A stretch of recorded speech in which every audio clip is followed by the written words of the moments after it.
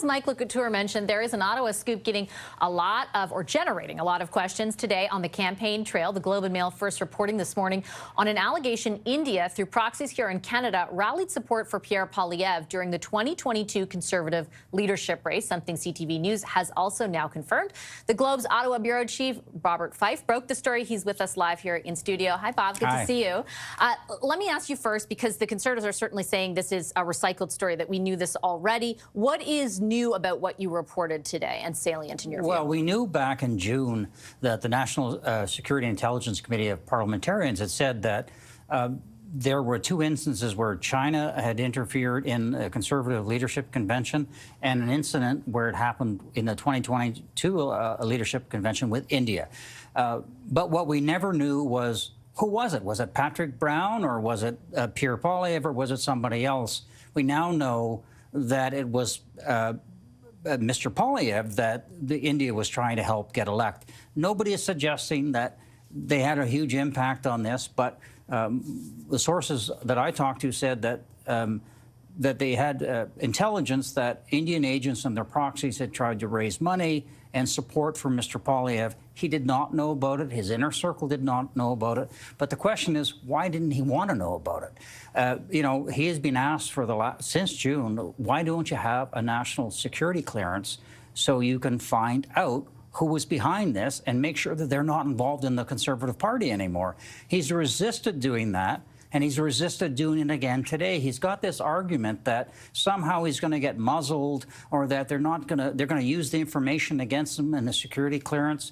None of that makes any sense, because this is specific information dealing with the Conservative Party, of which you are able to deal with, much the same way CSIS went to the Prime Minister in 2019 and told him about activities by China in the Don Valley North nomination. Mr. Trudeau chose not to act in that. Right. He now regrets it today, because the MP who represented that riding will not be allowed to run for them. Well, and it's a good example to bring up, because I remember at the time all the hard questions we threw the Liberals and the Prime Minister's delegates about why you would have the prospect of something being wrong within your party and not want to get to the root of it and then root it out. It feels like the same questions are driving the relevancy of the line of accountability today to Mr. Poilievre. Well, particularly because every other political leader in Parliament has got a national security clearance, so they can be briefed on foreign interference. And this is really important, because we now know, because of the inquiry into foreign interference, that it is a very serious threat to our democracy. In fact, we had senior officials out yesterday, including a deputy director of the CSIS, saying that China and India, Pakistan, and Iran are the principal actors, but it's mainly China and India, and they use diplomats and they use proxies in the communities to do disinformation and to organize again in favor of politicians that they hope will show more favor to them. And this is what's puzzling about Mr. Poilievre, because you know, this is a serious issue. Take it seriously. And, you know, his argument that, you know, that he doesn't trust the Liberal government. Well, the security clearance reviews are handled by CSIS and nonpartisan civil servants. The Prime Minister of the day, or cabinet ministers or political staff, do not get to see that, what's involved in the security check involving any of the opposition leaders. But, you know, the significant thing here is it's designed, including, if I may say so, Justice Hogue of the Public Inquiry also said all leaders should do this. Why? Because it's serious and you need to be informed. And if you're informed of what's going on in your party, you can deal with it.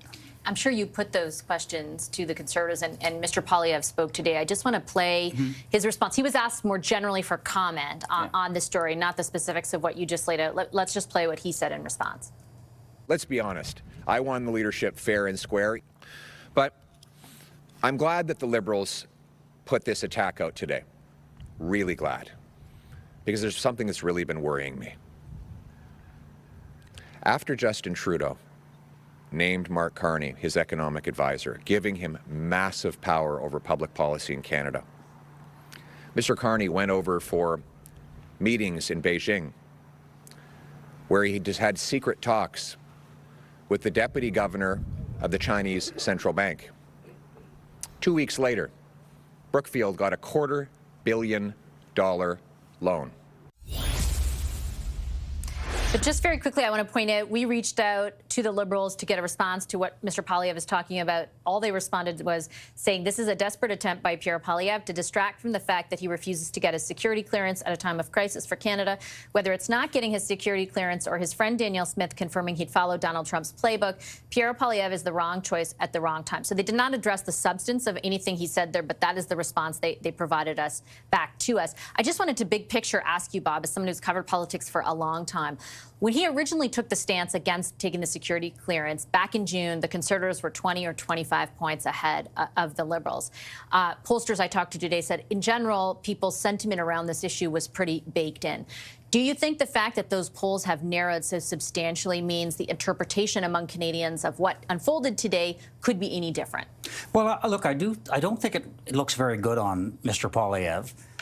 Particularly because there are growing threats around the world. China is much more aggressive. India has killed Canadians and committed other violent acts in this country. Why would you not want to have that kind of information? We don't even know what the Americans are going to be up to under Donald Trump. That's why an opposition leader having security clearance is really important. Here's another reason. During the election campaign, we're in what is called a caretaker convention.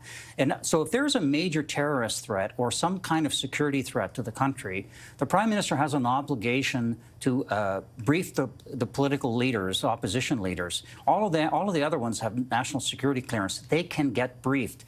Mr. Carney would not be able to brief Mr. Poilievre if there was an incident like that because he doesn't have a security clearance. Unless he changed his posture. Unless he changed his posture, which he hasn't been able to do. And on the China stuff, he's got some good points. Reporters are going to have to put that to Mr. Carney tomorrow. And I'm sure they will, and we will. Thanks so much, Bob. I appreciate it. Robert Fife is the Ottawa bureau chief for the Globe and Mail.